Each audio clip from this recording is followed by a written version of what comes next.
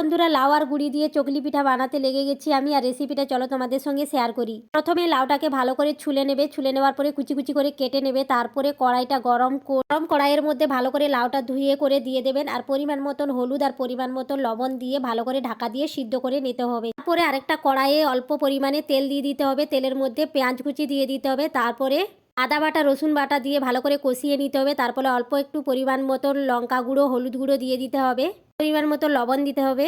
ভালো করে মশলাটাকে কষিয়ে নিতে হবে। কষিয়ে নেওয়ার পর তারপরেই কিন্তু সেদ্ধ করে রাখা লাউটাকে ভালো করে দিয়ে দেবেন আর দিয়ে নাড়াচাড়া করে করে কষিয়ে নেবেন। সাথে কষাতে যখন তেল ছেড়ে যাবে তখনই কিন্তু হয়ে যাবে। আর নামিয়ে নেবে। আর নামিয়ে করেই কিন্তু লাউ কষানোর মধ্যে কিন্তু অল্প একটু একটু করে গুঁড়ি মিশিয়ে নেবে, চালের গুঁড়ি।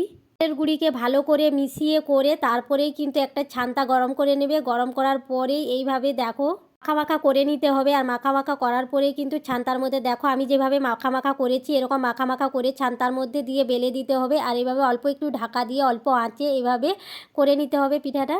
সত্যি অসাধারণ টেস্টি লাগে কিন্তু এরকম চকলি পিঠে লাউ দিয়ে। তোমরা অবশ্যই বানিয়ে নিতে পারো। আমি রেসিপিটা তোমাদেরকে না দেখাতে পারলেও আমি বলে দিলাম কিভাবে করতে হয়।